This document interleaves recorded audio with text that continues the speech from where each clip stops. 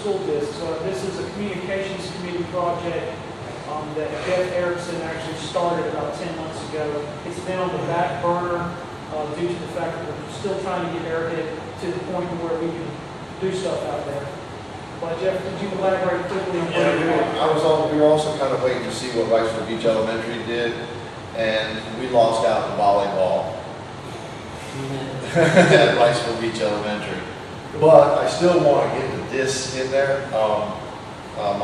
My best friend's wife, Jennifer, is a teacher out there, and he's already got a practice basket, and I know that we can potentially let them borrow one. You know, all the club members have 2 or 3 sooner, you know, somewhere around there. But I talked to Dave Shope again today to confirm the price on them, and we can get 200 discs for $840. The new design fee is $80. It comes right to about $987.20. Played in sports, Cape Fear Games. My buddy the boat doc have already said that they would put in some money, and I'd like to see if we as the club can also put in some money so that it says New Hanover Disc Golf Club on the disc that these kids in the elementary school have. He said that they use the DX Skeeter, but it's lightweight for elementary kids that can, you know, as a mid-range, the Skeeter throws very straight. So, what at this point right now, we would need $400 of the club's money to get, you know, to get the stuff on order. And I mean, I don't know who does the ordering and stuff like that, but I would more than be willing to just throw in $200 to get it started, you know. So if anyone's not sure exactly what Jeff's talking about, we've got several elementary schools here in the county that are putting baskets on their property. And this is good for the growth of the game. And what we're going to do is look at these schools and through sponsorship try to provide the 5th graders, the 3rd graders, or whatever, the PE classes, the discs to go do it. And on those discs will be the major players in Wilmington that represent the sport. They'll know where they can go to play, you know, if they want to play a tournament, if they want to be involved with the club, or if they want to buy some new discs. These are the people that sell it. If they want some other, they can come play a tournament and buy a disc from us too. It's an investment in the future.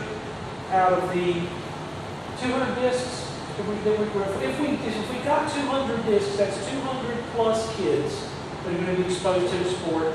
And we're going to That's just 1 year. We won't be actually giving the discs. These will be something that they would use on a regular basis. At the school. Yeah, the school. Okay. Yeah, that's why I'm saying there's a shed at Riceville Beach Elementary School where we could put a temporary basket that when Jennifer or the PE teacher wanted to take their kids out, they could pull that basket out, and the discs would also be in the shed. It wouldn't be something that the kids would take their disc home. You know, we would, you know, attempt to. The school would keep it. To keep them, yeah, so that they could potentially be years, you know, a couple of years, so that, you know, we wouldn't have to do this investment every single year. You know, right now I only know of, you know, 3 schools that I want to give them to: Mary C. Williams, Riceville Beach Elementary School, and Holly Tree, because Holly Tree already has baskets. So once we get it started, the trend started, I think some of the other schools are going to jump in on it. Exactly. And perhaps even they will donate some of their PE funds for it. The more sponsors we get, the better, and obviously the less money we have to pay. Do you have a comment on that? Doesn't Edge program? That is, Dave Shoot is the EDGE program. Okay. And this is the best a la carte deal I can get. Again, I was trying to get 3 baskets, 200 discs, 200 minis, but we got voted down in volleyball. I wish I could have been there to lobby a little bit more for disc golf, but volleyball won out at Riceville Beach, which is probably spending a lot more money than we would have on 3 baskets and 200 discs just for Riceville. And that's what. One behind Paul's place, 210. Is that one of the ones on that? That's crass. That's a county school. Okay, because I mean, they had 9 holes out there, they play out there all the Do that. time. Because they'll introduce Right there. but anyways, I didn't know that was one of those. Look, Yeah, that is most of what I've been focused on in Hanover County schools. it's actually okay if we wanted to, as a club, reach out to Benton County. If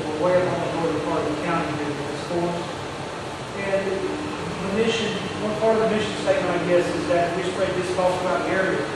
So we don't have to be exclusive in Hennepin County.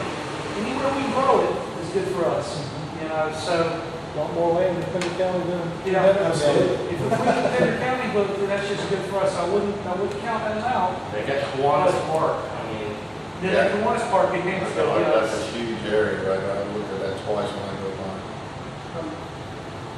Allison, are there any inner city elementary schools where it's not all the, seems to be like the privileged type elementary schools? Forgive me if I'm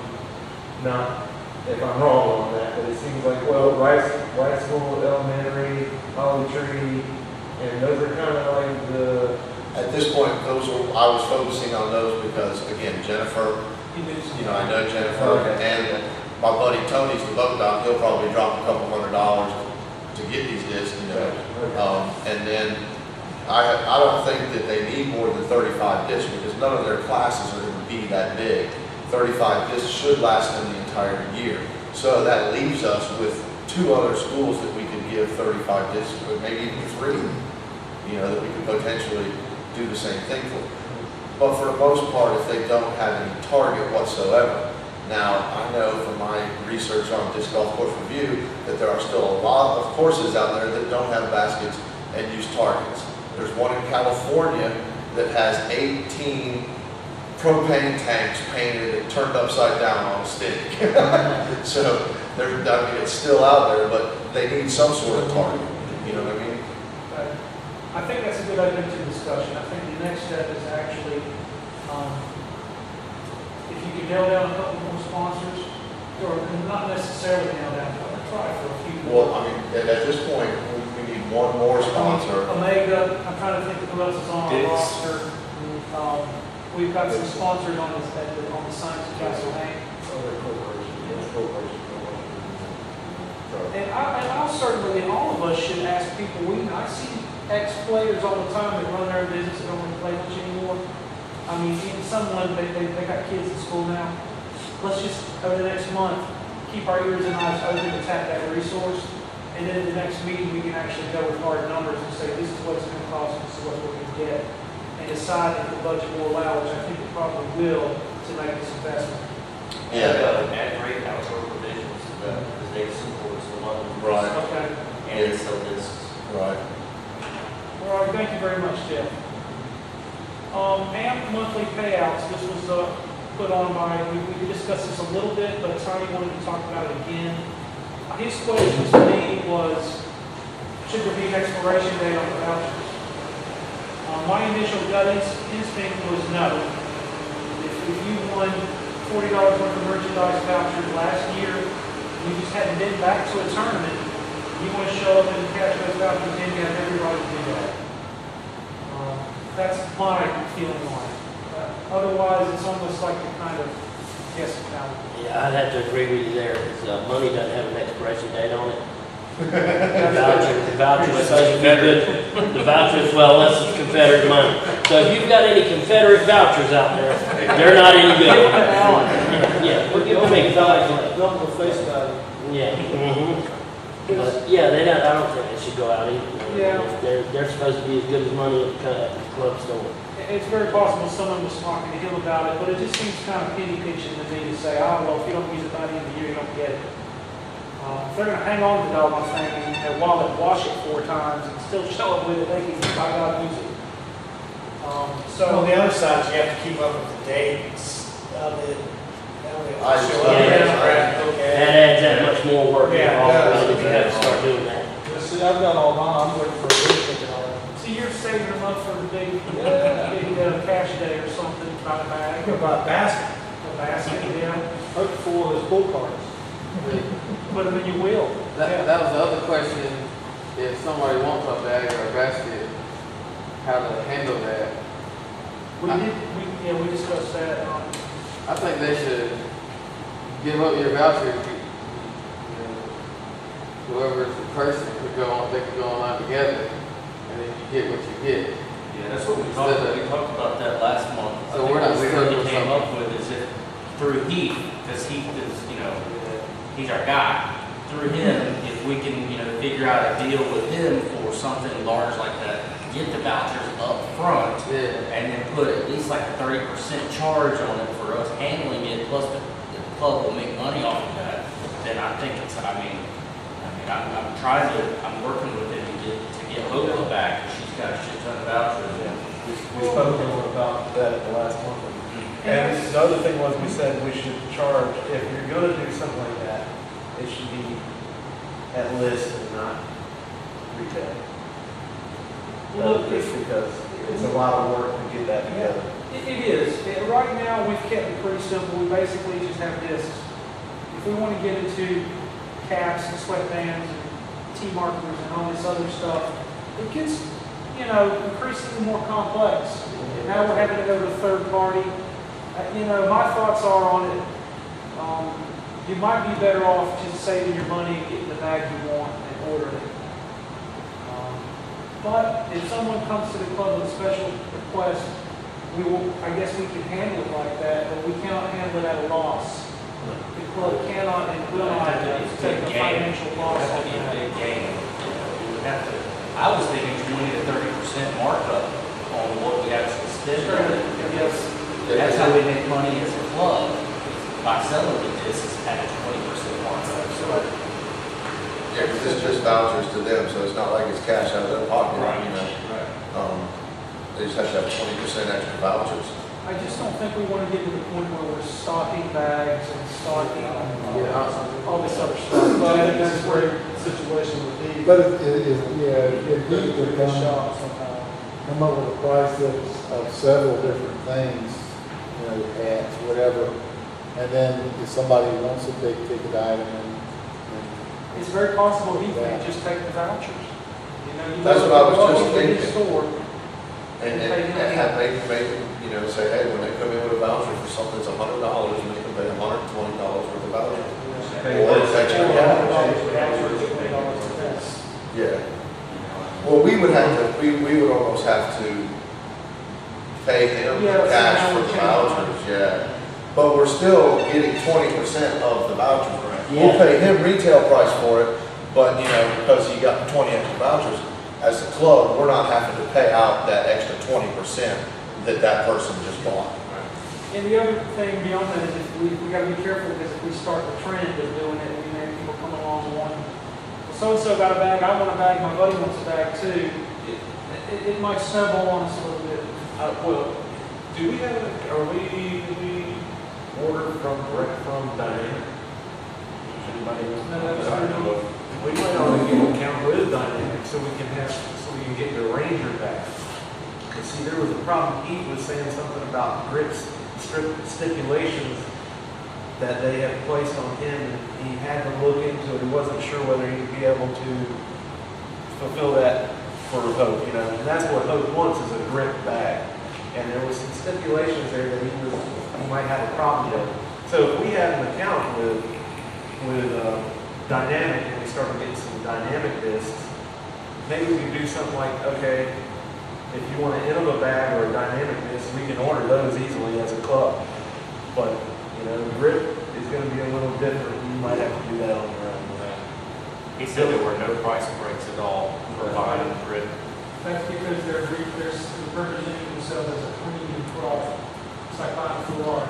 There's no cheap model Ferrari. You just gonna have to. Yeah, that's, once again, I don't see a problem with doing it, other than the fact that it takes manpower, time, effort, tracking.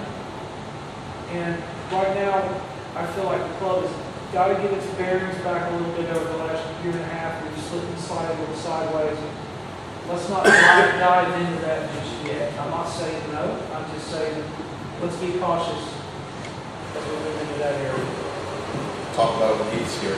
Yeah, right, we gotta make sure we got enough TVs lined up to run tournaments for the rest of the year, for next year, so it all starts right there. Okay, Airhead Maintenance Committee, I think we're getting to the point now, and I'll ask you guys how you feel about it. We probably need some guys that, Rudy obviously can't go between two courses. You're on the northern side of town. There's two ways we can go about it. We can have an assistant that's kind of under Rudy, but that still means you have to keep track of what's going on at Airhead. or we could create another position for Arrowhead that's separate but equal to the Castle Hayne maintenance I chair. wouldn't have a problem with that. Yeah. How do you guys feel about that? Yeah. I agree. What I've seen in the past, and this happened with Charlotte, they had such an explosion of courses being built, but actually they lacked the manpower to kind of have people on site and there. And so some of the courses you go play in, it was like they were deserted, you know. If there's people that live on that side of town that are interested in helping out, then we probably should form. And that way when we have work days, they don't have to feel obligated to go to a Castle Hayne work day because they probably got Arrowhead something to do, and vice versa. Right. Okay, well then that's fine. Well, given that, are there any people here tonight that would like to join the Arrowhead Maintenance Committee? Jeff Harrison, that's great, that's fine. Alan, wonderful. I'm sure that David Massey would. Dave would, I'd speak to Dave, he'd be involved. Stephen Rourke would probably want to jump on Put me that. down maybe. for that. Okay.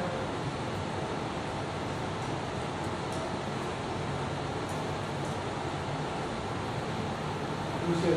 Jeff Harrison, Dave I want Massey. you to be going down there, Kevin, we need you to pass it home. Who's the other person? Jeff said Robert Jarvis, probably would. You got me in there, boss? Yes, I do. Dave. We'll start We'll with have that. to arrange it, we'll have Since we're on that real quick, we do have permission to start doing some work out there whenever we're ready. I already went over all the Arrowhead stuff with the club. We did get approval this morning to do our plan. Yeah, I was gonna ask you about that.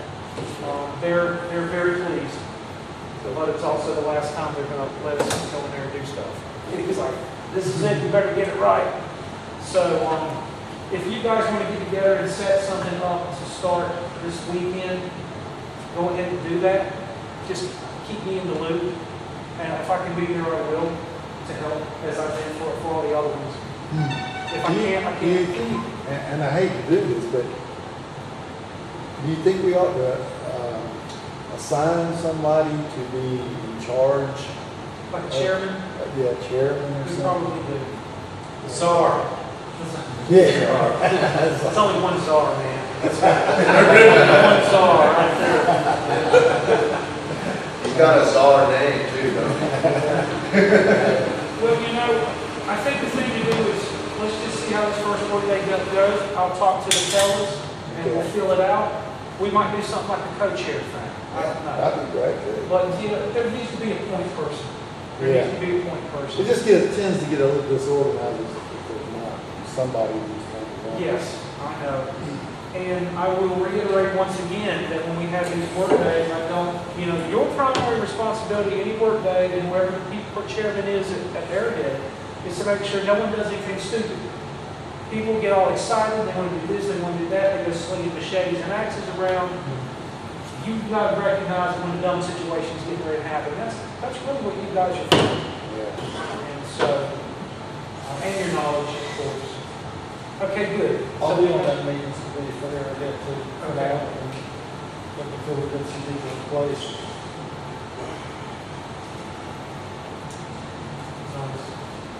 All right, moving on to the next subject. I mentioned earlier, Chris Wolf is interested in getting back in the fold.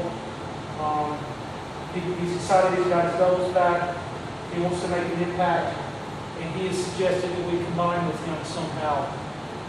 Seeing as how our Saturday doubles typically are a little bit lackluster in attendance, that's just the feedback I would get. I think a combination with him, even if we wanted to move it to Sunday, I think that would be a good move. It's only going to be the benefit of the whole county. There's people that want to play doubles at Castle Hayne. Yes, Carl. I haven't played any doubles until joining the club this year, so I don't know, on the doubles on the weekends, are those in the mornings, in the afternoons? I think it was either or. It had been Wednesdays, and then when there's not enough time to play on Wednesdays, they switch it to Saturday. Because it would be Saturday So morning. it has been Wednesdays Yes. until this last Wednesday was our last one. So if he's doing a Sunday, will that be a Sunday morning, or will that be a Sunday afternoon? He generally does it Sunday morning. I think it's 10 o'clock, isn't that right? Yeah, And, you know, Chris is gonna have to conform to what we want to do. He's got motivation, he's got good ideas, but he's willing to look at what we do and blend in. And if he has some creative ideas, we can talk about it. But some of the things he had been doing by sending people off at the same time instead of a shotgun start, and some other things like that, I think we'll have to ask him to maybe look at changing that. The payouts as well, yes, Steve. I'm just gonna say, so to answer Carl's question, we have tried Saturday doubles and we thought, okay, well, let's do it in the morning. We've tried morning, nobody showed up. We said, okay, people are out partying on Friday night, so let's do it later in the afternoon, 1 o'clock, nobody shows up. Little, I don't wanna say nobody, but it's nowhere close to Wednesday night doubles. 10, 12, I think, at the most. We've tried both. We've tried to figure out where that point was, that time where we could get those people, but it has not worked out for some reason. Nobody wants to come out and play doubles on Saturdays. Their Sunday doubles, man, they have had 25 to 30 people at their Sunday doubles. And they usually start, they've always been kind of loose. They say 10 o'clock, but it could start anywhere between 10 and 11. It just depends on when the last person gets there and they decide to start, you know. Those are the things that we will tell him that, since run within the fold of the club for insurance purposes, this is what we need. We need to start at a specific time, one time if possible. Well, that might be a lot to do with why they get something, is that they're lenient on starting. You call and say, hey, I'm running late, but I'll be there. Okay, we'll wait on you, you know? I mean, I don't know, just kind of, I remember I've only played it once, and it was so laid back, it was very enjoyable. I had a blast. Well, it is a different atmosphere. The problem I've had with the looseness is that, you know, they haven't always gone by PDGA rules. Yeah. So if they're not behind their mini, it's okay. When you're playing for money, it's not okay to me, because you're getting an advantage. If the tree's there and they're stepping over here, they're getting an advantage. It was too loose. And to the other point about the time, if you set the time and you allow people to, whatever time you show up with start ending, you're going to lose me. Because if I show up on time, why are you punishing me because I show up on time? Rewarding the guy that shows up 20 minutes late every time. Yeah, the psychology of saying we'll wait on somebody is like to just tick someone off who's standing around waiting, so the trade-off. So I think if it's set, if you say 10 o'clock, then it's 10 o'clock. You know, or, you know, there's sometimes it's 10:05, and I get that, but every week, 10:15, then 10:20, then 10:10, But what you guys are saying is that you really haven't found that Saturday's period of work good for a club. Never really has. But what you've experienced with the sort of, was it Chris doing the monthlies or the doubles on Sunday that you played and enjoyed it? It was Chris and Jeffro, and It's kind of a impromptu Bobby. let's see, I don't double. know those guys, I don't know. Well, they brought their friends in. Yeah. Them and their friends were always a little bit on the fringe of the mainstream with the club guys, which was totally okay. Well, I didn't know hardly anybody that was Yeah. there. Well, you said Well, and I think that's why they liked it, because, you know, we're a little more competitive and serious, or historically we have been, and they could kind of be a little more loose and not have to worry about, you know, Fig saying, you know, it's a football, and second. You know, it could be a little more loose, which is okay, you know, bringing people in, but if you're playing for, again, people are playing for money, they're playing for money. If we're just out there playing for a bag tag and we do it, well, it's not that big a deal. We're just recreational. But that's a touchy situation, because you get people, trying to get people in the game, and you start beating them up over every single little thing they do incorrectly. To me, it's kind of a depends. I don't call every single football some newbie that's I'm playing with.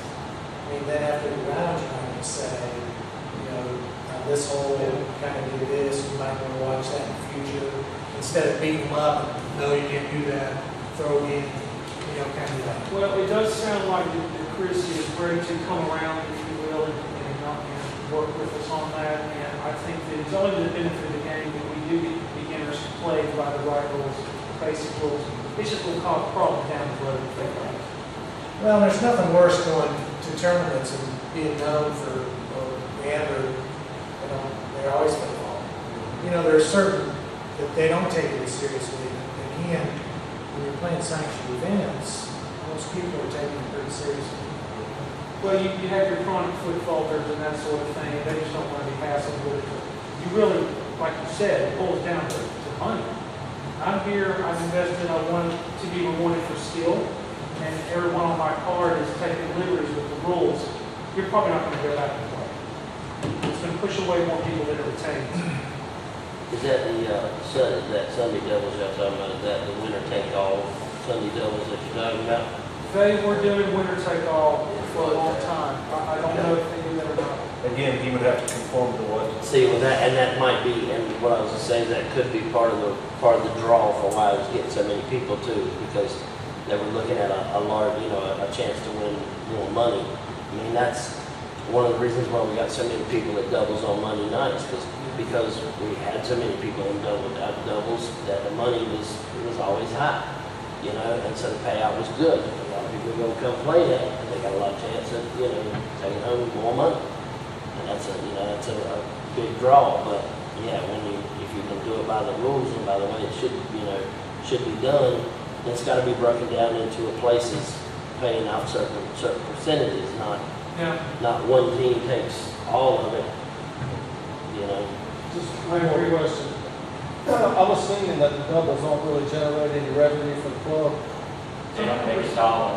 So, it really wouldn't probably be beneficial for the club to look at maybe doing the doubles on Sunday afternoon or something to toy around with whether or not you get a better turnout on a Sunday versus a Saturday. Sure. Well, yes. And if Chris Wolf would like to take a point on doing it and run it the way that the club wants it to be ran, the way we expect doubles to be ran, that would be great. We do actually make some money. It's very little because remember on the ace pool, everything after $100, the club gets 50 cents of every dollar put into the ace pool. So we do make some money off of doubles, just not as much as monthly, obviously. Well, here was another thought that just occurred to me, and I know, Tiny was doing the doubles at Castleham, and he would generally have a lot of his own discs, but would it not be beneficial for the tournament director to maybe carry a box of discs out there from the club store? So if somebody that's in the club has won some, or even non-club members would have the opportunity to purchase plastic? That has been discussed at a previous meeting, and I think that the general attitude at that time was to keep it simple, to not injure. I got no problem with it. I think that.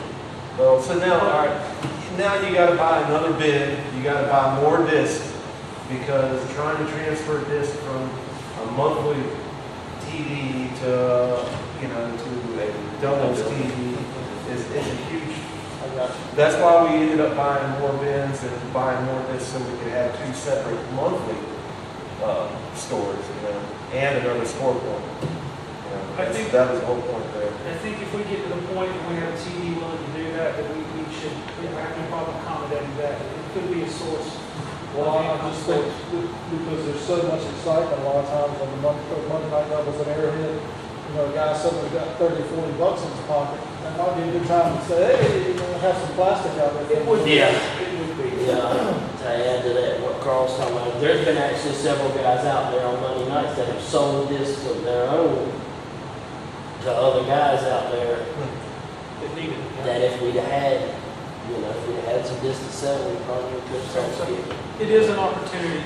We could very well make a little bit of cash on it.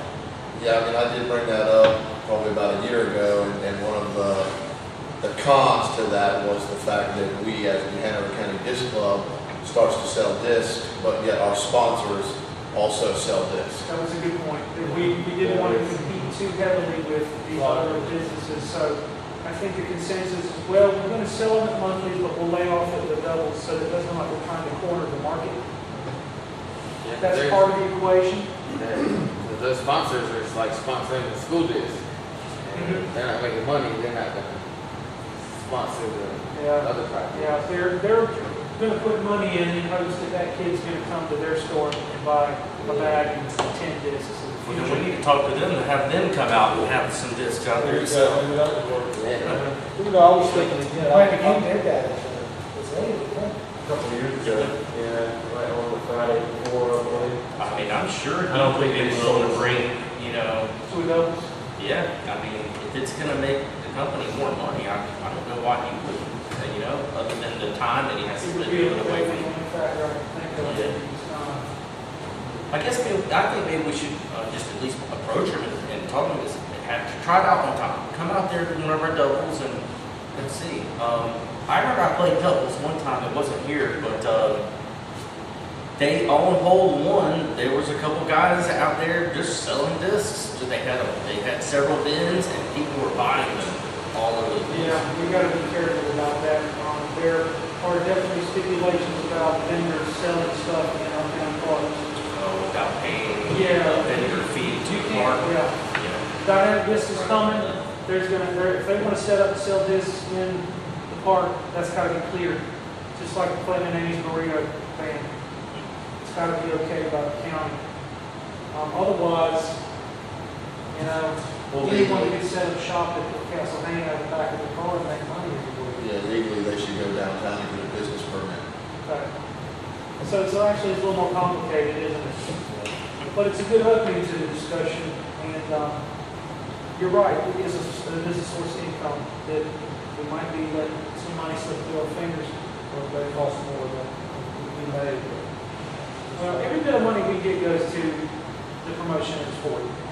No one's cutting themselves a paycheck, so if we can make a little more money here and there, it only makes it easier for us to do our job, and we're not ripping nobody off. Okay, good. Well, then, the only thing to do is to talk to Chris Wolf, and I will endeavor to do that. Or maybe someone on the tournament committee, maybe I get time to talk to him about it, get him out here at the next meeting.